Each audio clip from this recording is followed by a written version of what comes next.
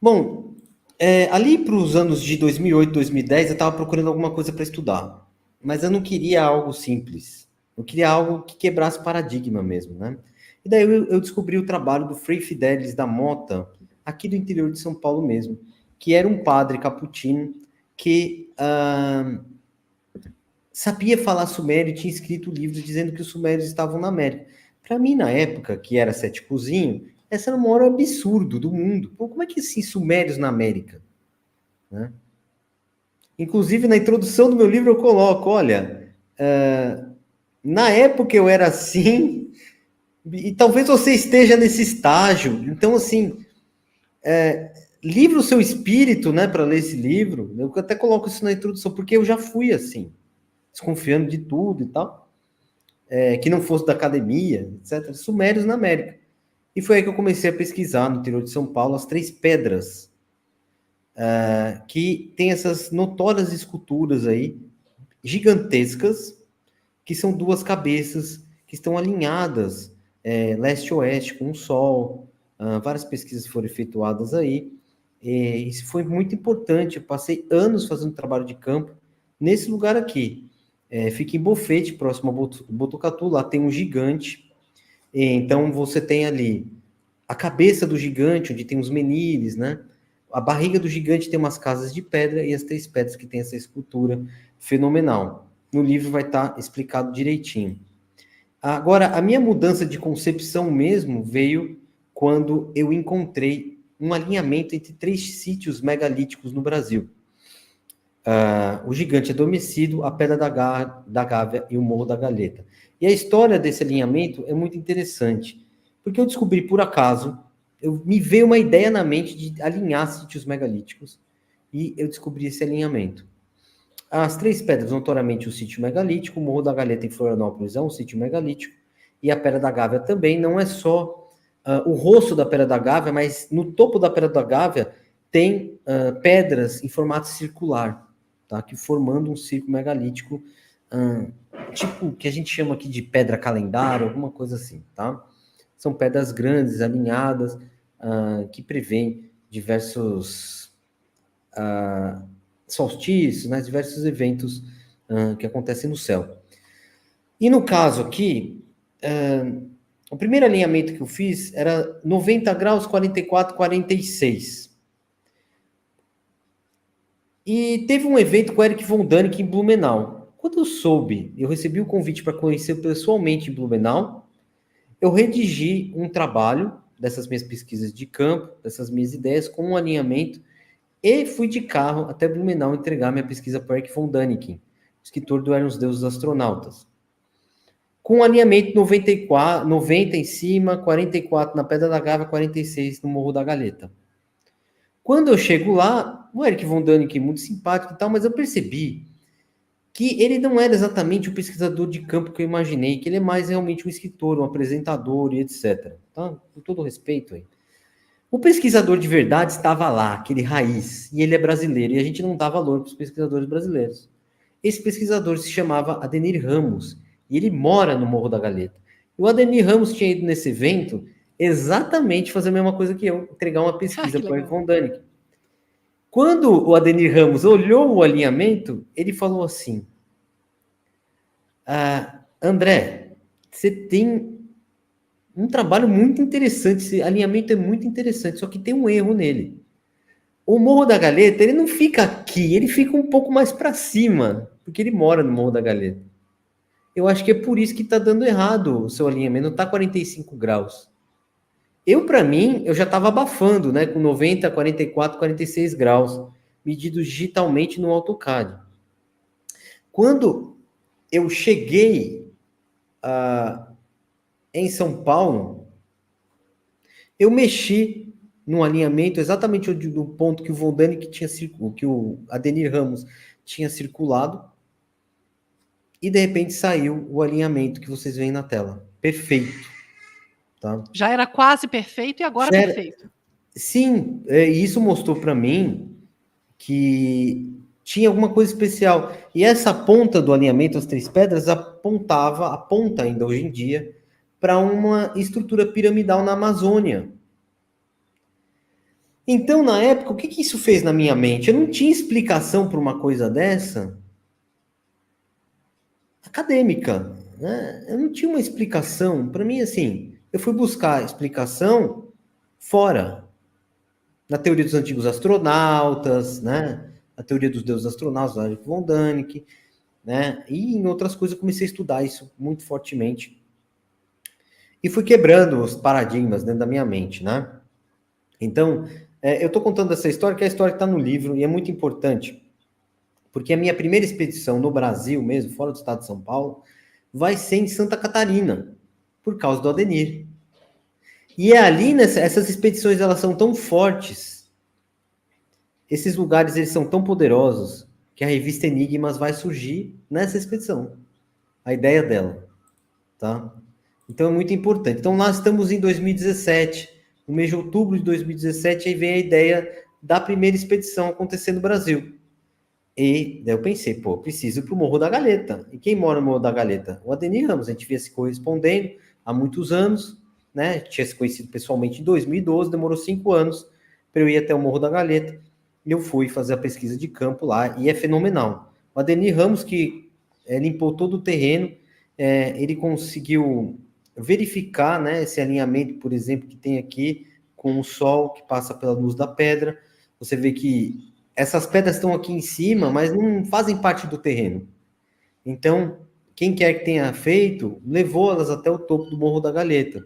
E é um passeio aí para quem mora em Florianópolis que eu, assim, sugiro, para quem quer ter um contato com o sítio megalítico inicialmente, né? Então, foi muito importante para mim. Então, ali eu já descobri que realmente o Morro da Galeta poderia ter alguma relação já com as 3 pedras que eu estudava e com a Pedra da Gávea. Depois, nessa expedição de Santa Catarina, em 2017, um dos pontos era Urubici. Eu pedi para ir Urubici por causa de Ur, né? Que é um nome da cidade do Abraão. Achei interessante a cidade ter esse nome. E quando eu cheguei lá, a cidade, pelo amor de Deus, né? Urubici é arqueologicamente incrível. A cidade é incrível. Você é lindo. A Serra do Corvo Branco é um dos lugares mais lindos do Brasil, disparado. E também é um lugar que faz mais frio no Brasil. Lá foi registrado uma temperatura já de menos 15 graus, né, no topo ali. Então, o que temos em Urubici?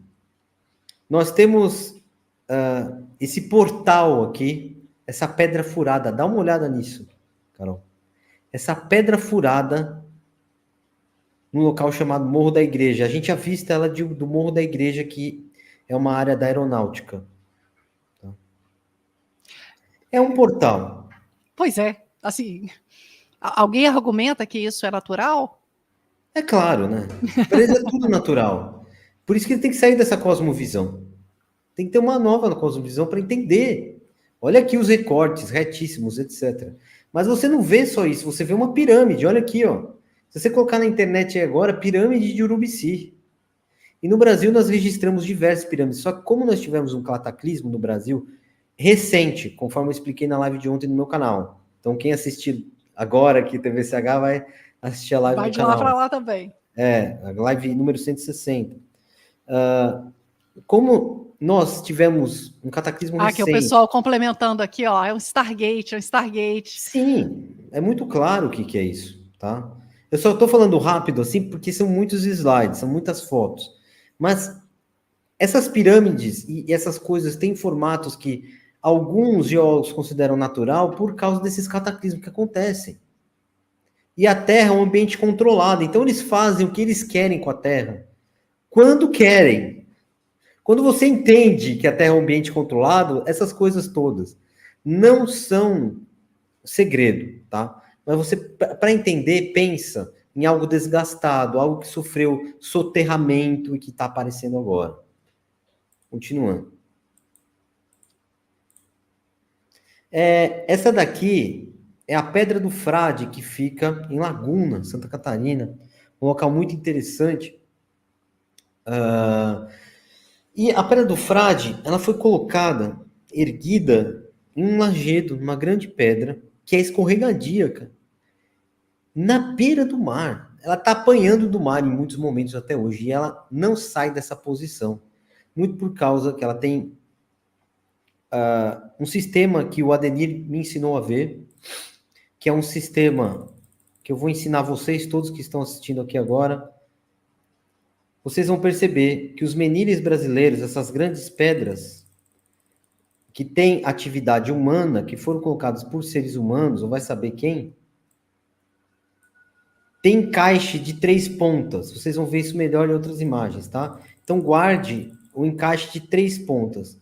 Porque ela tem esse encaixe embaixo de 3 pontas e tem um sobrepeso em cima, que é muito importante para que ela se mantenha nessa posição. Agora, quem que se esforçaria para fazer isso? Nós sabemos que a natureza não faz um negócio desse, né? Não tem nada aqui no entorno igual. E tem Ela outros está em Santa isolada, Catarina. André, ali? Isolada, Uma só? isolada, é uma só, tá? E tem outros pontos em Santa Catarina que tem essas pedras. Então, é conhecida como a Pedra do Frade, em Laguna. Vamos lá, para frente. Eu sei que vai ter muita imagem interessante, pessoal, mas vamos ter que correr um pouquinho. Tudo isso vai estar melhor explicado no livro. Perfeito. Isso daqui é fenomenal, tá? Inclusive, eu acho que muito do que a revista Enigmas vai nascer aqui, nesse lugar. Que esse lugar é um fenômeno. Olha o tamanho dessas pedras, Carol. Olha o Adenir, perto da maior pedra ali. Eu costumo fotografar em campo com pessoas, para as pessoas terem noção do tamanho da pedra. Proporção, né?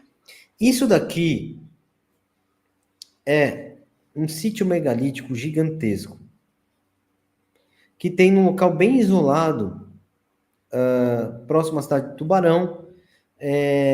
Tem ali umas casas de praia, chamada Praia do Ipuã, onde tem esse dômen. Por que ele é um dômen? Porque tem 2 pedras embaixo, como você pode ver, embaixo, e outra pedra em cima encaixada. O dômen é um tipo de sarcófago, né? Me ajuda a achar uma palavra melhor? Não é cemitério também? Tipo de tumba tradicional encontrada na Europa, ou no norte da África, na Europa. Então, eles colocam 2 pedras embaixo, encaixam uma pedra em cima, e normalmente, então, eles vão enterrar alguma coisa aí embaixo. Agora, imagina o tamanho da coisa que está enterrada aí embaixo.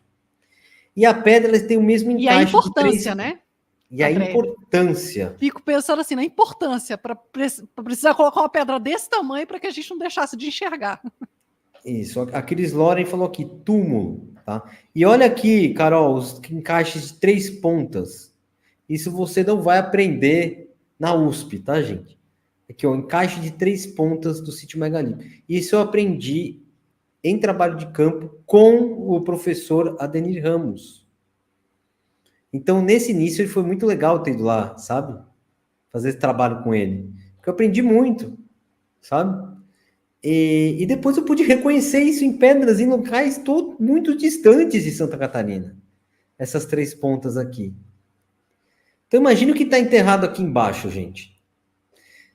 E sabe do que isso aqui está perto? De um sambaqui. De dezenas de sambaquis. Inclusive do maior sambaqui do mundo.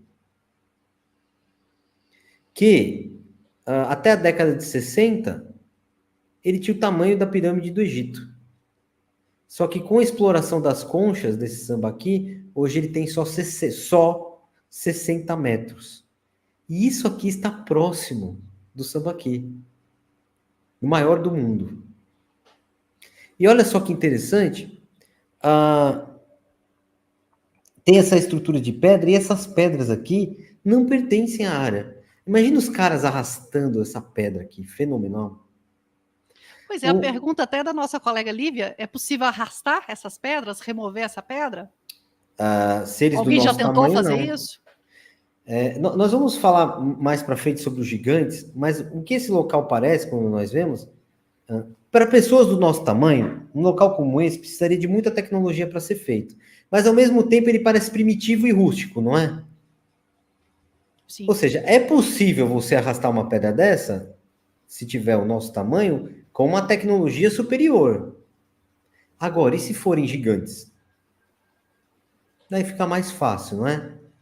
Uhum. Não Volta só. esqueçam e procurem na internet os gigantes da Patagônia, porque lembrem-se, não estamos distantes da Patagônia aqui. Vejam os gigantes da Patagônia. Será que para os gigantes da Patagônia seria tão. Para aquela tribo que foi encontrada na Patagônia e exterminada, e esses que dizem aí que defendem os povos da floresta, não falam nada da tribo dos gigantes da Patagônia. Eles dizem que é uma tribo de pessoas de 1,80 que tem na Argentina hoje em dia. O que é uma mentira descarada. Porque essa tribo foi vista por Fernando Magalhães, por Drake, por Francis Drake, que dá o nome à passagem Drake. Essa tribo existiu. Está nos mapas do século XVI que eu falei, a tribo dos gigantes. Isso, então, está próximo ao sul do Brasil. Agora vamos em frente. Antes de você ir em frente, só volta um pouquinho e tem gente perguntando o que são sambaquis. Sambaquis são estruturas construídas pelo homem, feitas de conchas, típicas dos nativos, eles dizem, do litoral brasileiro. Mas você encontra também em outros lugares do mundo. São estruturas feitas com conchas. Ótimo. E não se sabe se são esses nativos ou se são culturas intrusivas, ou seja, culturas posteriores, que enterraram corpos dentro desses sambaquis, ou seja, foram usados também como túmulos, e também artefatos de pedra polida. Então, o Museu do Sambaqui, que tem em Florianópolis, por exemplo, você vai encontrar belíssimos artefatos de pedra polida, baleias, incríveis produções mesmo, tá? Que são muito antigas. É o que eles dizem, resíduos acumulados. Não, são estruturas de conchas. É porque daí você fica imaginando uma questão primitiva. E uma questão pequenininha, né? Olha lá, tá vendo como a pessoa repete o que achou no Google? Ela não vai pelo que eu falei. São estes resíduos acumulados de pessoas que moraram na área e construíram algo que tem o tamanho da pirâmide do Egito. Vamos parar com isso, gente. Um resíduos do tamanho... Tá tudo bem, vai. Vamos em frente, senão não vai dar tempo. Nós temos aqui uma imagem impressionante, que é uma pirâmide que existe perto da Pedra do Ingá. A Pedra do Ingá, que é essa aqui atrás. Essa foto é minha, lá na Pedra do Ingá. Eu nem trouxe a Pedra do Ingá hoje, porque vocês estão cansados de saber sobre a Pedra do Ingá. Mas, olha a simetria, Carol. Essa foi uma das mais impressionantes que eu vi no Brasil. Tá só 5 quilômetros da Pedra do Ingá e a gente viu por acaso isso aqui. E olha aqui em cima, ela, nas nuvens, forma uma pirâmide também. Verdade. Ou seja, tem alguma anomalia magnética nessa pirâmide que fez fazer o formato delas nas nuvens. Eu não fiquei aguardando ali formar essa pirâmide e fotografar nas nuvens. Eu estava de passagem, porque o meu destino era a Pedra do Ingá. Olha só, estão vendo a pirâmide na nuvem? Passa o cursor, por favor, só para reforçar para o pessoal. Aqui em cima, assim, ó. Olha só. Só fazendo uma pequena observação, né? A gente falava agora há pouco de uma estrutura num determinado local do país, e você já está em outro extremo do país para poder mostrar que, assim, esses fenômenos e esse tipo de configuração você tem encontrado, então, em vários lugares, né? Para não dizer, assim, que fenômenos naturais acontecem de forma específica na região sul ou na região sudeste do país, você vem observando, então, que eles estão se repetindo sul, sudeste, no nordeste do país e assim adiante, não? Carol, não escutei. Deu um problema para mim no áudio. O que eu estou dizendo é que você mostrava agora há pouco uma estrutura numa determinada região do país e agora a gente já está na Pedra do Ingá, reforçando que essas estruturas elas não acontecem ao léu, de forma natural, aleatória, concentrada em determinada região do país. A gente já passou sul, sudeste, né? Agora estamos no nordeste. Sim. E você encontra ela também em outros locais do mundo. Sim, em 2018, eu esqueci de contar, né? Que eu fui correndo, mas teve a segunda expedição. Isso vai estar, no livro vai estar expedição 1, expedição 2, vai estar tudo certinho, tá? Mas a segundo local que eu decidi ir foi a Paraíba por causa da Pedra do Engai, porque tem mais de 1.000 sítios com inscrições ou pinturas rupestres. Eu falei, tenho que ir para esse lugar logo em seguida. Preciso ver a Pedra do Engai.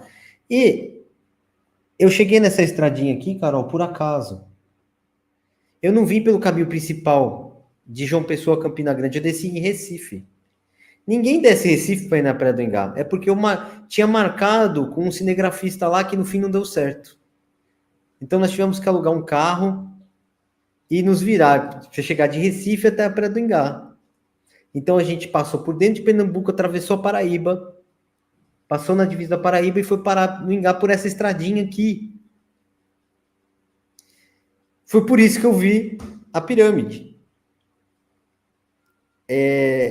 E é das mais impressionantes, Carol, que eu vi no Brasil. E olha atrás dela também, ó. Tá vendo? O morro continua aqui, ó. E essa pirâmide é uma das únicas das supostas pirâmides do Brasil que tem a base quadrada, Carol, pelo Google Earth. Se vocês procurarem no Google Earth, vocês vão perceber que ela tem a base quadrada, tá?